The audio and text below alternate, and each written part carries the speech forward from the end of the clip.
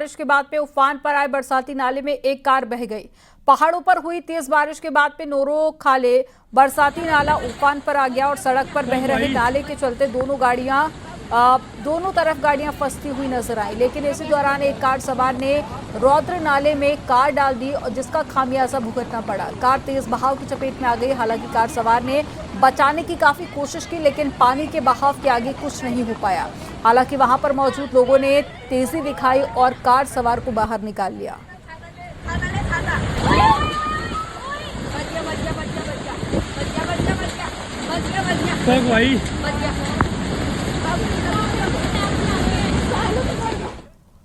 और हरिद्वार के कांगड़ा घाट पर एसडीआरएफ के जवानों ने चंडीगढ़ और यूपी के फतेहाबाद जिले से आए कांवड़ियों को डूबने से बचा लिया।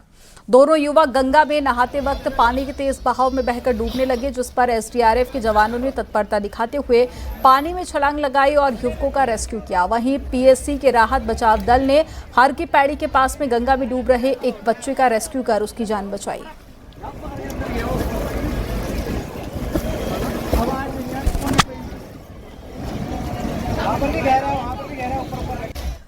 उधम सिंह नगर से बड़ी खबर है, जहां पर स्पेशल टास्क फोर्स उत्तराखंड ने बड़ी कार्रवाई की है और अवैध हथियारों के इंटरनेशनल गैंग का पर्दाफाश किया है। और इनके पास से 2 ऑटोमेटिक पिस्टल और साथ ही 2 मैगजीन के साथ में हथियार तस्कर हर्ष शर्मा को गिरफ्तार किया गया। ये पूरा गैंग न्यूजीलैंड से ऑपरेट हो रहा था और कई बार हथियारों की डिलीवरी भी की जा चुकी थी। एसटीएफ की कुमाऊं यूनिट और उधम सिंह नगर पुलिस के ज्वाइंट ऑपरेशन में ये सफलता हाथ लगी है।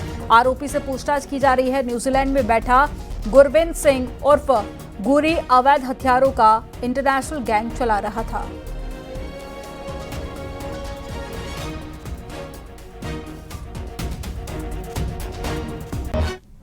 रुड़की जेल में बंद उत्तर भारत का कुख्यात बदमाश चीनू पंडित अब 2 महीने कोठरी में बंद रहेगा। इस दौरान ना वो किसी से मिल पाएगा और ना ही किसी से बात कर पाएगा। जेल प्रशासन ने सख्ती बढ़ा दी है और 9 जुलाई को एसटीएफ की जांच में बड़ा खुलासा हुआ है।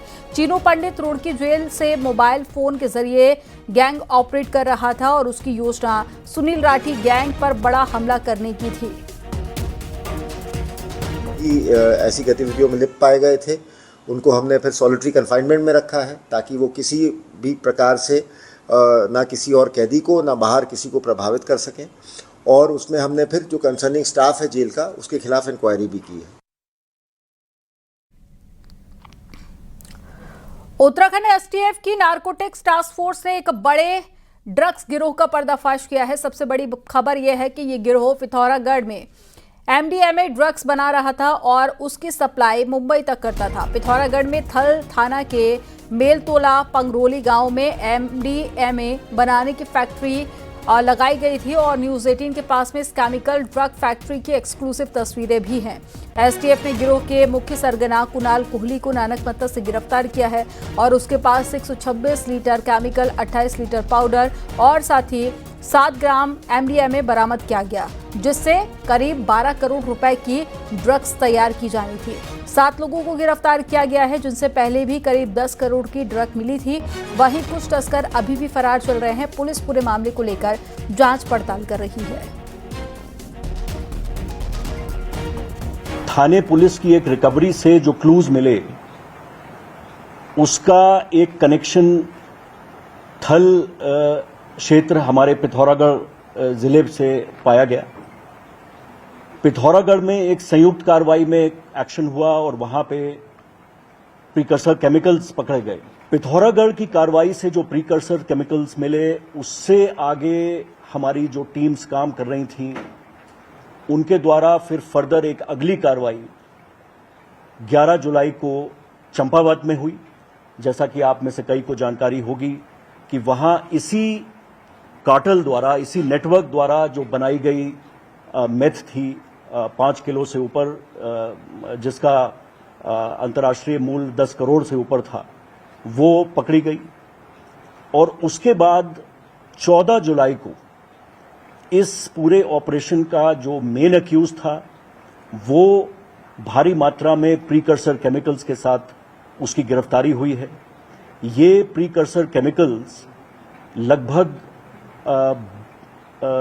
12 करोड़ कि मेथ बनाने के लिए ये साधन था, ये पर्याप्त था कि इससे यदि मेथ बनाई जाती तो लगभग 12 करोड़ रुपए मूल्य की ये मेथ बनाने की योजना थी। उत्तराखंड के मुख्यमंत्री पुष्कर सिंह धामी ने केंद्रीय स्वास्थ्य मंत्री और बीजेपी के राष्ट्रीय अध्यक्ष जेपी नड्डा से मुलाकात की और राज्य में स्वास्थ्य सेवाओं के विस्तार को लेकर चर्चा की गई। सीएम धामी ने श्रीनगर मेडिकल में ट्रॉमा सेंटर की स्थापना और उसके संचालन के लिए भारत सरकार से मदद का अनुरोध किया। साथ ही टिहरी में बन रहे मेडिकल कॉलेज में भी जरूरी मंजूरियां जल्द देने के लिए कहा गया। इस दौरान चारधाम रूट पर स्वास्थ्य सहयोग और साथ ही रुद्रपुर पिथौरागढ़ मेडिकल कॉलेज के लिए भारत सरकार के सहयोग के लिए उनका आभार जताया गया।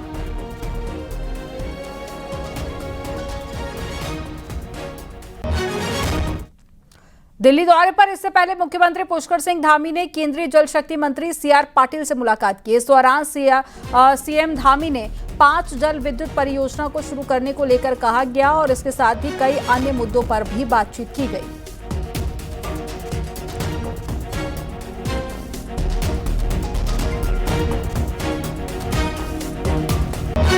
सीएम पुष्कर सिंह धामी का दिल्ली दौरा है और सीएम धामी ने लोकसभा अध्यक्ष ओम बिरला से मुलाकात की है और ओम बिरला को चारधाम का प्रसाद और उत्तराखंड के स्थानीय उत्पाद भेंट किए हैं। मुलाकात के दौरान दोनों नेताओं के बीच में कई अहम मुद्दों पर बातचीत हुई है।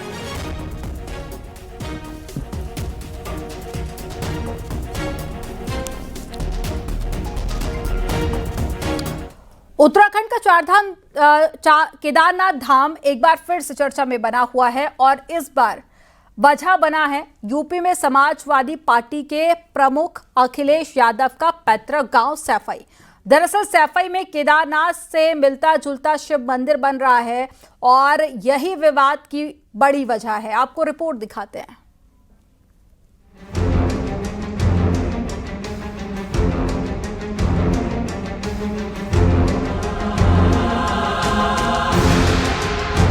अपनी स्क्रीन पर इन दोनों मंदिरों को देखिए। एक केदारनाथ का मंदिर है जहां भक्तों की भीड़ लगी है और दूसरा समाजवादी पार्टी नेता मुलायम सिंह यादव की जन्मभूमि सैफई में बना शिव मंदिर। सैफई में केदारनाथ जैसे बन रहे मंदिर का वीडियो समाजवादी पार्टी के राष्ट्रीय अध्यक्ष अखिलेश यादव ने सोमवार को सोशल मीडिया पर पोस्ट किया। वीडियो में बाहर से लेकर अंदर तक मंदिर की बनावट और परिसर केदारनाथ जैसे दिखते हैं। यहाँ तक कि गर्भगृह भी मिलता जुलता ही बनाया गया है। कुछ महीने पहले दिल्ली और तेलंगाना में केदारनाथ जैसे मंदिर बनने पर पहले ही बवाल हो चुका है, जिसके बाद सरकार ने चारधाम के नाम और डिजाइन जैसा दूसरा मंदिर नहीं बनाने का आदेश दिया और ऐसा करने वालों पर कार्रवाई की बात की। अब एक्शन की मांग हो रही है और संबंधित मंत्री का कहना है कि दिखवाते हैं। देखा है कि एक्स पे पूर्व मुख्यमंत्री अखिलेश यादव ने इसको सार्वजनिक भी किया है, तो निश्चित रूप से इस पर स्टेप उठाए जाने की जरूरत है और चारधाम महापंचायत सरकार से निवेदन करती है कि तुरंत संबंधित लोगों के खिलाफ कार्रवाई की जाए। केदारनाथ से मिलता जुलता नहीं होना चाहिए क्योंकि मेरे को नॉलेज नहीं है, मैं उसको देख के ही बता सकूंगा, कुछ कह सकूंगा, पर केदारनाथ का रेप्लिका नहीं बनना चाहिए। उसका हम निश्चित रूप में उसको पसंद नहीं करेंगे। उस पे चर्चा यह है कि बद्री केदार मंदिर समिति इस मामले में एक्शन के लिए कानूनी राय ले रही है, तो बीजेपी विधायक महंत दिलीप रावत ने इसे अखिलेश यादव और समाजवादी पार्टी का पाखंड बताया है। वहीं समाजवादी पार्टी में रह चुके कांग्रेस नेता सूर्यकांत धस्माना के मुताबिक ये अखिलेश यादव की आस्था है। सैफई में श्री केदारनाथ जी का प्रतिरूप बनाया जा रहा है। निश्चित रूप से ये एक समाजवादियों का और विशेषकर अखिलेश प्रताप यादव का ये बहुत बड़ा ढकोसला और पाखंड है। केदारनाथ धाम आदिगुरु शंकराचार्य जी के द्वारा स्थापित एक धाम है, जैसे बद्रीनाथ धाम है और जैसे देश के 4 धाम है जो आदिगुरु शंकराचार्य ने स्थापित किए, वो दूसरे नहीं बन सकते। लेकिन अखिलेश यादव जी ने अगर सैफई में केदारनाथ जी जैसा कोई मंदिर बना दिया भगवान भोलेनाथ का, तो उनकी श्रद्धा है। जानकार कहते हैं कि केदारनाथ धाम की हिंदुओं के बीच लोकप्रियता एक वजह हो सकती है। इसकी कॉपी करने की कोशिश होती रही है। जाहिर है जब राजनेता कॉपी करते हैं तो वजह राजनीति ही होती है। अब ये देखना दिलचस्प होगा कि केदारनाथ के बहाने यूपी की राजनीति में उत्तराखंड का अगला एक्शन क्या होता है। दीपांकर भट्ट, न्यूज़ 18, देहरादून।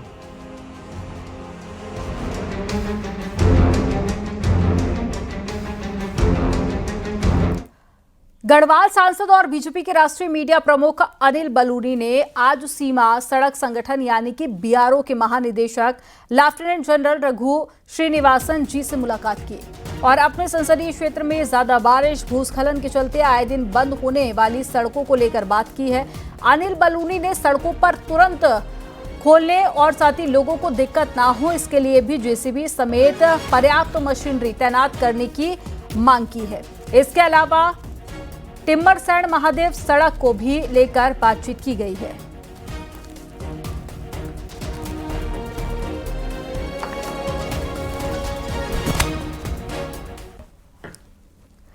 पंचायत चुनाव को देखते हुए पिथौरागढ़ में भारत नेपाल के बीच में अहम मीटिंग हुई है। इस दौरान जहां पर मतदान से 72 घंटे पहले इंटरनेशनल बॉर्डर को पूरी तरह से सील करने में एक राय बनी, तो वहीं पर इलेक्शन को शांतिपूर्वक बनाने के लिए दोनों मुल्कों के बीच में कई मुद्दों पर सहमति बनी है।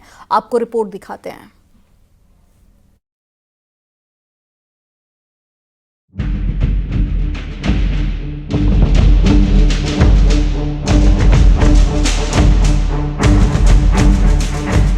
उत्तराखंड में नेपाल से 275 किलोमीटर का इंटरनेशनल बॉर्डर सटा हुआ है। कुमाऊं के 3 जिलों में भारत नेपाल के बीच बहने वाली काली नदी इस बॉर्डर को तय करती है। इस बॉर्डर पर सीतापुल से लेकर बनबसा तक दर्जन भर लीगल रास्ते हैं। बावजूद इसके खुला बॉर्डर होने के चलते अवैध रास्तों से भी आवाजाही होती रही है।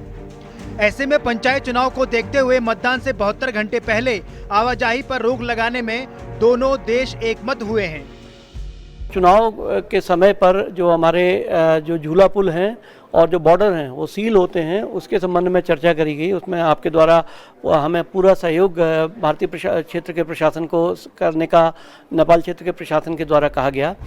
नेपाल बॉर्डर से सटे इलाकों में 2 चरणों में वोटिंग होनी है। ऐसे में जहां पहले चरण में मतदान होना है वहां इंटरनेशनल बॉर्डर 22 जुलाई को सील कर दिया जाएगा, जबकि दूसरे चरण को देखते हुए दोनों मुल्कों के बीच आवाजाही 26 जुलाई से बंद हो जाएगी।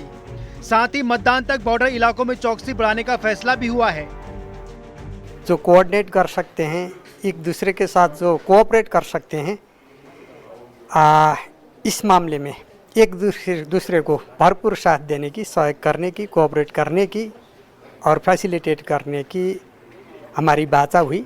Much more issues we discuss and we expect to kindly cooperation from India side. We also committed to support election and other issues.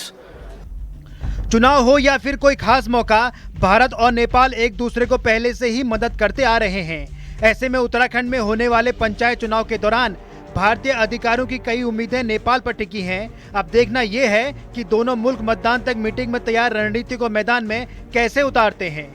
News 18 के लिए पिथौरागढ़ से विजय वर्धन उप्रेती की रिपोर्ट।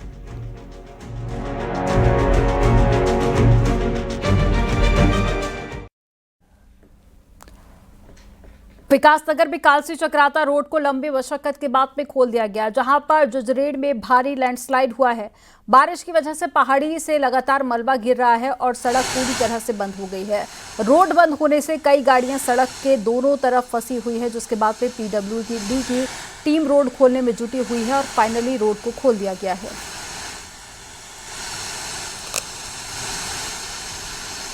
ऊपर की तरफ बता देना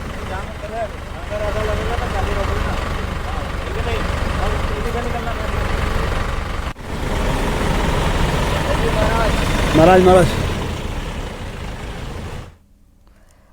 देवप्रयाग में सोमवार को अचानक से एक लैंडस्लाइड जोन सक्रिय हो गया, जिससे कि चारधाम यात्रा रूट और उससे लगी लिंक सड़कों पर कई मुसीबत खड़ी हो गई। इस साल अभी तक 6 नए लैंडस्लाइड जोन सक्रिय हो चुके हैं और उत्तराखंड की लैंडस्लाइड मिटिगेशन सेंटर ने इनकी स्टडी के लिए टीमें भी भेज दी हैं। आपको रिपोर्ट दिखाते हैं।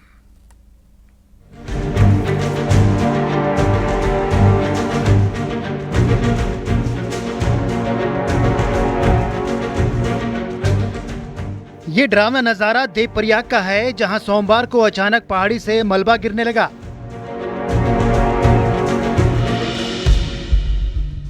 लैंडस्लाइड की चपेट में आने से नीचे बसे कई घरों को भारी नुकसान हुआ है। इस हादसे में 2 लोग घायल भी हुए हैं। उत्तराखंड में चारधाम यात्रा रूट पर ऐसे 150 से ज्यादा लैंडस्लाइड जोन बने हुए हैं, जिनमें से 62 लैंडस्लाइड जोन को खतरनाक श्रेणी में रखा गया है। प्रदेश में इन लैंडस्लाइड पर नजर रखने और उनके ट्रीटमेंट के लिए बकायदा लैंडस्लाइड मिटिगेशन सेंटर बनाया गया है। सेंटर की रिपोर्ट के मुताबिक इस साल अभी तक 20 नए लैंडस्लाइड जोन विकसित हो चुके हैं, जिनमें से 6 को क्रोनिक लैंडस्लाइड जोन माना गया है। एक तो हमें ये देखना है कि सारा जगह का मिटिगेशन मेजर्स हुआ है कि नहीं। दूसरा एक है कि जब भी कोई रोड एक्सकावेशन है कुछ भी होता है तो वहाँ पे अगर इंस्टेबिलिटी डेवलप होता है तो मिटिगेशन मेजर्स को तुरंत अडॉप्ट करना चाहिए। होता क्या है कि अगर हम वो ऐसे ही छोड़ देते हैं तो धीरे धीरे वो लैंडस्लाइड में कन्वर्ट हो जाता है। तो ये एक इम्पॉर्टेंट चीज़ है। बाकी हम GSI जो है वो लैंडस्लाइड अर्ली वार्निंग पे काम कर रहे हैं उत्तराखंड में। कुछ कार्य में जो लंबे काम है, बजट की ज़्यादा डिमांड है, उसके लिए विभागों द्वारा धनराशि की व्यवस्था की जा रही है। बाकी कुछ में काम समाप्त भी हो गया और कुछ लैंडस्लाइड जोन ऐसे भी पाए गए जो समय के साथ अपने आप वो स्थिर हो गए, उसमें लैंडस्लाइड ट्रीटमेंट की आवश्यकता नहीं है। लैंडस्लाइड मिटिगेशन सेंटर के मुताबिक इनमें से 14 लैंडस्लाइड जोन का ट्रीटमेंट काम पूरा हो चुका है, कुछ पर काम चल रहा है, जबकि 33 साइट पर जल्द ही ट्रीटमेंट की जरूरत है। 7 ऐसे भी पॉइंट हैं जहां ट्रीटमेंट तो किया गया लेकिन सेफ्टी मेजर पर वो खरे नहीं उतर पाए। ऐसे में बढ़ते लैंडस्लाइड जोन से न सिर्फ यात्रा बाधित हो रही है बल्कि स्थानीय लोगों की जिंदगी भी खतरे में है। देहरादून से न्यूज़ 18 के लिए सुनील नप्रभात की रिपोर्ट।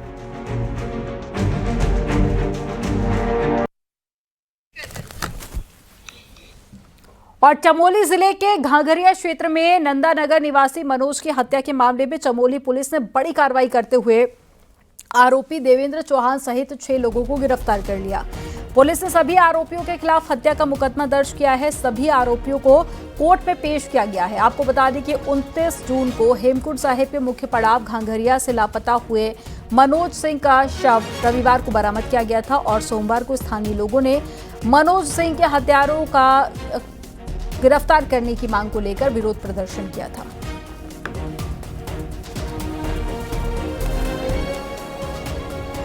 BNS 103 के अंतर्गत मामला पंजीकृत कर लिया गया है। इसमें परिवारजनों के द्वारा जो गिरोह के खिलाफ रिपोर्ट लिखाई है उसमें देवेंद्र चौहान, संदेश चौहान, पुष्पा देवी, योगेश एवं 2 अन्य लोग हैं। मामले में जो है विवेचना प्रचलित है और जल्द ही इसमें सख्त से सख्त कार्रवाई जो भी वैधानिक होगी उसके अनुरूप की जाएगी।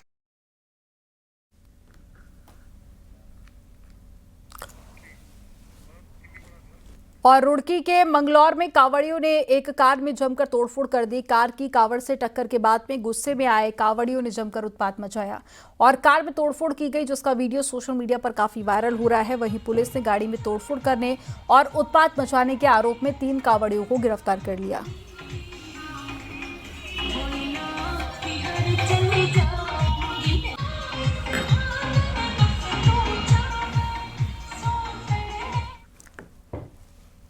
हरिद्वार में कांवड़ यात्रा के दौरान दुकान में तोड़ने और महिला से मारपीट समेत मामले का संज्ञान हाई कोर्ट ने लिया है। एक याचिका की सुनवाई के दौरान हाई कोर्ट में पेश हुए DGP से कोर्ट ने पूछा है आखिर जो वीडियो और खबरें आ रही हैं उस पर पुलिस ने क्या कदम उठाए हैं। इस दौरान राज्य के DGP ने बताया कि दुकान में तोड़फोड़ वाले मामले में गिरफ्तारी की गई है और अन्य को भी गिरफ्तार किया गया। वहीं DJ को बैन कर दिया गया। DGP ने कोर्ट को बताया कि पुलिस लगातार लॉ एंड ऑर्डर मेंटेन कर रही है और कोर्ट ने कहा है कि इसको गंभीरता से देखें। दरअसल हाई कोर्ट में मानसून और कांवड़ यात्रा के दौरान चुनाव मामले में कोर्ट ने DGP और सचिव पंचायती राज को कोर्ट में बुलाया था, लेकिन कोर्ट ने कांवड़ यात्रा के दौरान मारपीट और कार्रवाई की जानकारी मांगी थी। कांवड़ के दौरान बड़ी बड़ी आवाज़ में DJ हो रहे हैं, महिलाओं पे ये आक्रमण हुए हैं, कहीं पर दुकानदारों को मारा गया है, तो इस पे क्या कर रहे हैं। तो DGP साहब ने बताया कि हमने इस पर तत्काल प्रभाव से कार्रवाई कर दी है, FIR हमने दर्ज कर दी है और सुनिश्चित कर रहे हैं कि किसी भी तरह की अराजकता ना हो। उत्तराखंड के राज्यपाल गुरमीत सिंह हरिद्वार दौरे पर रहे, जहां पर राज्यपाल ने शिव भक्त कांवड़ियों का स्वागत किया। राज्यपाल ने कांवड़ियों को माला पहनाई और फल भी बांटे। राज्यपाल ने सभी कांवड़ियों से बातचीत कर उनकी यात्रा के अनुभव को जाना। वहीं उन्होंने डाम कोठी में जिला प्रशासन के अधिकारियों के साथ में कांवड़ की व्यवस्थाओं को लेकर मीटिंग की। राज्यपाल ने कांवड़ मेले में अधिकारियों की तरफ से की जा रही व्यवस्थाओं पर भी संतुष्टि जताई।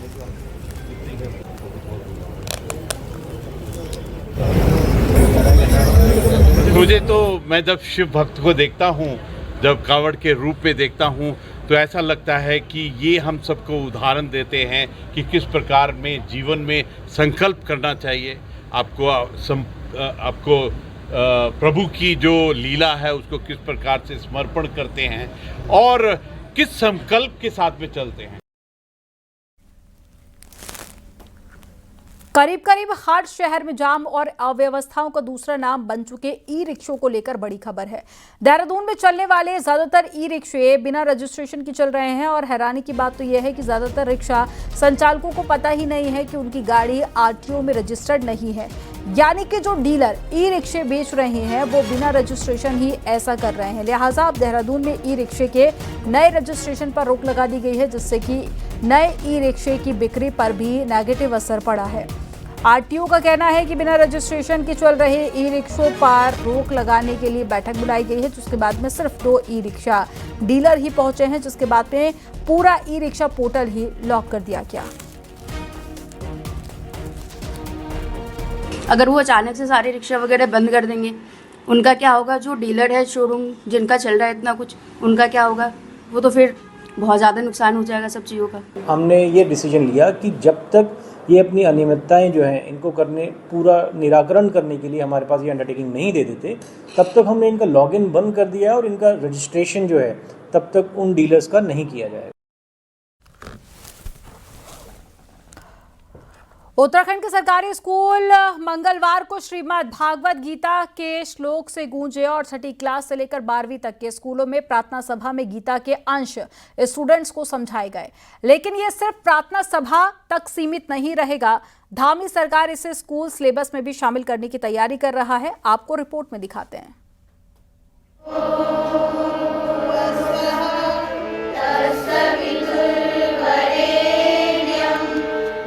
6 मई को मुख्यमंत्री पुष्कर सिंह धामी ने शिक्षा विभाग की मीटिंग में ये निर्देश दिए थे कि स्कूलों में श्रीमद् भागवत को शामिल किया जाए, जिस पर काम करते हुए शिक्षा विभाग ने मंगलवार से प्रार्थना सभा में इसे इम्प्लीमेंट भी करवा दिया।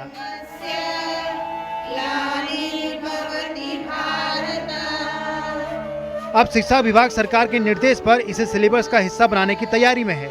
स्कूलों में रामायण और श्रीमद् भागवत गीता के अंश पढ़ाने की तैयारी है।